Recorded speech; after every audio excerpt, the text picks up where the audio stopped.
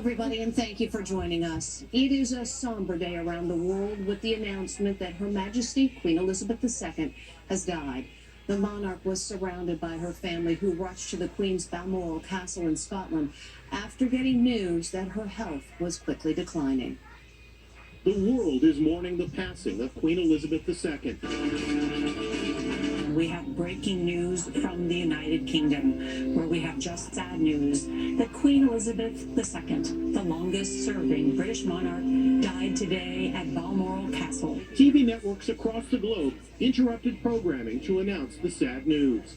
Inside Edition digital reporter T.C. Newman was reporting outside at the very moment the news broke. You could definitely notice a hush come across the crowd as the flag started to lower on the top of Buckingham Palace. A bulletin was posted at the gates of the palace. It reads, "The Queen died peacefully at Balmoral this afternoon. Prince Charles now becomes King Charles III. His first message as monarch said, 'The death of my beloved mother, Her Majesty the Queen, is a moment of the greatest sadness for me and all members of my family.'"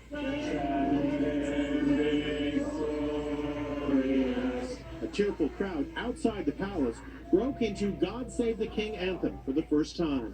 God save the King. Charlie Langston, female editor of DailyMail.com. Everyone in the UK and around the world is going to be absolutely devastated and heartbroken. This is a woman who, yes, was the monarch for 70 years, but she was also an integral part of so many people's lives for so long. The Queen's health deteriorated rapidly during the day.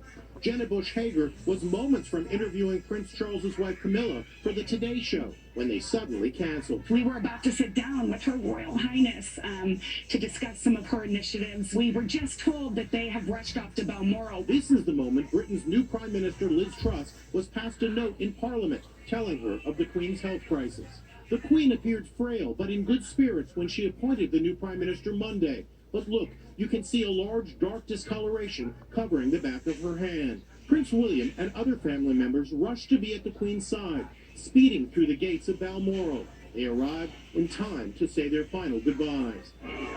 Prince Harry, who happened to be in London, put his feud aside to be with the Queen, but he arrived 15 minutes too late. She was already gone. Meghan was not with him. William's wife, Kate, who just earlier this week escorted her kids to the first day of school, was also not there. The urgency was real. The Queen's historic reign was drawing to a close. The Prime Minister, dressed in black, made the somber announcement. With the passing of the second Elizabethan age, we usher in a new era in the magnificent history of our great country, exactly as Her Majesty would have wished, by saying the words, "God save the King." It's been estimated that 90% of the people alive on planet Earth today have known no other monarch of England than Queen Elizabeth. She was in her 20s when she ascended to the throne. Here's a look back at her incredible life. The world has never seen anything like her, the longest reigning monarch in British history. These were the joyous scenes when she marked her 70th year on the throne in June.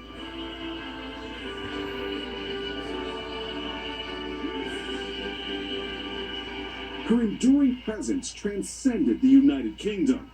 She was also a beloved figure the world over, especially in America. Queen Elizabeth II's reign began in 1952. The 25-year-old princess was on a visit to Africa when she learned that her father had died. In 1957, she made her first state visit to the U.S. and over the years met 13 U.S. presidents. She dined with President Kennedy and First Lady Jacqueline in 1961 and went horseback riding with President Reagan at Windsor Castle in 1982. There was this special moment when the Reagans asked for decaf coffee. Is that decaffeinated? No, this is all before, this is for the Queen. She welcomed Barack and Michelle Obama to Buckingham Palace in 2009. 10 years later, she gave President Trump the full pomp and circumstance when he and Melania made a state visit. President Biden and First Lady Jill Biden visited last year. Over the decades, as history marched on, Queen Elizabeth became a cherished institution. Her her beloved corgis often at her side. And she kept a stiff upper lip as the marriages of 3 of her children broke up in less than a year, and a fire devastated Windsor Castle. The year 1992 was, in her words, horrible. It has turned out to be an annus horribilis. When Princess Diana lost her life in 1997, Buckingham Palace was initially silent about the tragedy, sparking widespread criticism in the grief-stricken nation. "Speak to us, ma'am," pleaded one newspaper. "Your people are suffering." "Show us you care," said another. Then the Queen made a televised address to the nation. I want to pay tribute to Diana myself. The Diana drama was depicted in the movie The Queen, in which actress Helen Mirren won an Oscar for playing the Queen. I hope that tomorrow we can all, wherever we are, join in expressing our grief at Diana's loss. On TV's hit series The Crown, the young Elizabeth is played by Claire Foy, and the older incarnation by Olivia Colman. Queen Elizabeth was a key figure in welcoming Meghan Markle into the royal family in 2018. Of course, we know how that ended.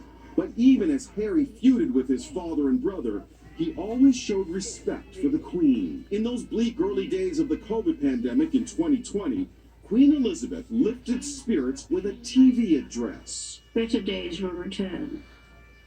We will be with our friends again.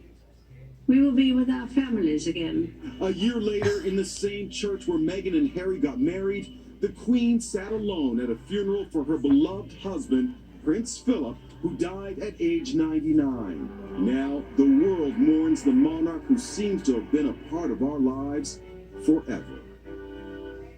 And in an incredible coincidence, perhaps, striking rainbows appeared above 2 castles in England, one over Windsor Castle, just as the flag there was lowered to half-mast, and a double rainbow above Buckingham Palace. We'll have